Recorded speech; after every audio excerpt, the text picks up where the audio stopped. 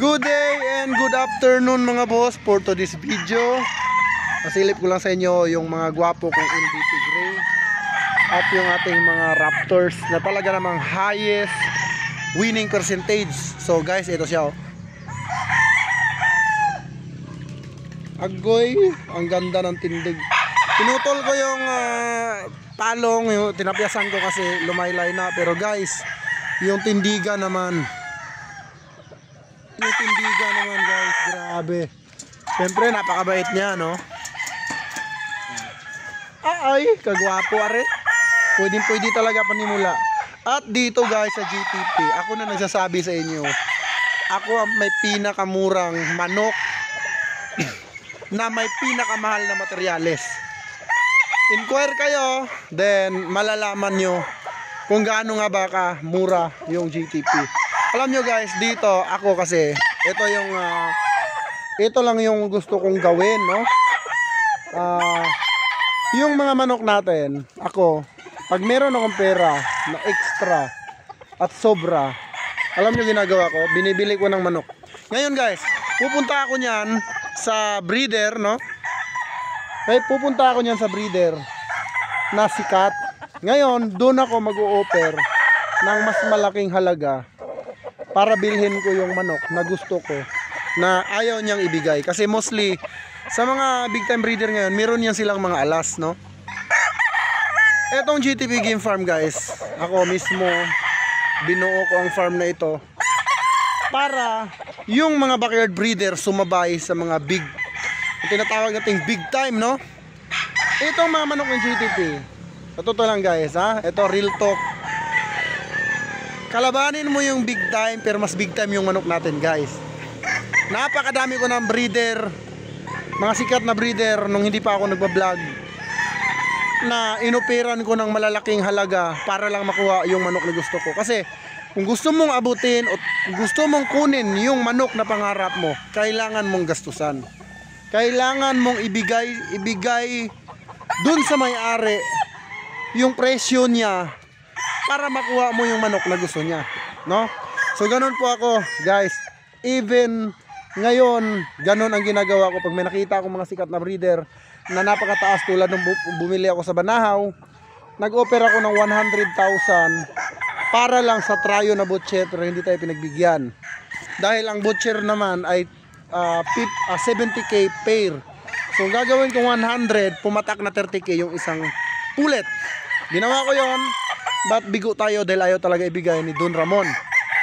Kaya lagi kong sinasabi, big time lang yung kalaban ninyo. Big time lang yung may-ari, pero mas big time yung manok natin. Kita nyo to, eto. Ayan guys, no? Nung pumunta yung mga buyers dito, hindi pa ito nalaban, no? Hindi pa yan nalaban si Mang Lance. Kaya ko siya tinawag na Mang Lance kasi nung pumunta ako sa expo, nagkita kami. Actually, dapat tatarget ako na bibili sa kanya ng expensive gray. So which is marami talagang nagsasabi, oh ba't ka bibili niyan? Eh hindi ba yan tinatabla ng tari? Guys, for your information, hindi po ganon, no? Kukuha tayo ng expensive gray ni Mang Lance. Hindi para sabihin na hindi tinatabla ng tari.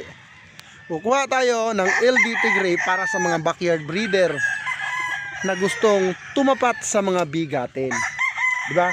Hindi ko sinasabi na pagka LDT green hindi natatalo yan, may tari ang kalaban. But ang purpose po niyan, kaya kumuha tayo kasi napakadaming backyard breeder na nangangarap na makakuha ng LDT gray, pero mahirap pag ordinaryong tao ka. Pero ako medyo kaya ko na naman. Nga lang nung time na yon, nung nagkita kami ni Manong Lance, ay nagpagawa ako ng bakod na napakahaba. So yung budget natin andun, napunta sa bakod, which is pambili ko talaga yon ng LDT gray. Pero this coming January guys, abangan nyo ako sa expo. Bibirahin natin yung LDT gray kasi yung LDT gray natin galing pa mismo kay Roxy Jimenez. So gusto ko makakuha mismo dun sa original. But etong LDT gray ay hindi ko binibida. Ang bida dito ay yung mga Raptor ko dahil unang-una ito ang pinaka highest winning percentage dito sa experiment ko dito sa farm. Pero pakita ko muna sa inyo si Poging LDT. Manong Lance, kumusta ka na? Ayan. Nung pumunta ako sa expo, ganyan ang mukha ng mga 200,000. But dito sa GTP, magugulat kayo sa price, no? Maraming nagsasabi, bakit ang mura ng manok mo? Pera ko to, ako nagpapatuka, ako yung may-ari. Ang hinahabol ko dito is yung mga backyard breeder na kinakawawa ng mga big time. So, yung mga big time, pag natapatan ka talaga niyan, dublado ka talaga. Pero dito sa GTP, sinusubukan natin iangat yung mga gustong umangat. Okay? Kung ayaw mo namang umangat, wala tayong magagawa, hanggang dyan ka na lang talaga. Pero kung gusto mong umangat dito sa GTP Game Farm, guys, kita nyo naman sa itsura. Basihan nyo yung itsura, guys. Okay? Hindi ko naman pwedeng paniwalain yung mga tao na mga hindi nagtitiwala. Dahil dito sa GTP, siyempre tumutulong ako. Gusto ko yung tutulungan ko yung may tiwala sa akin, at hindi yung walang tiwala sa akin, no?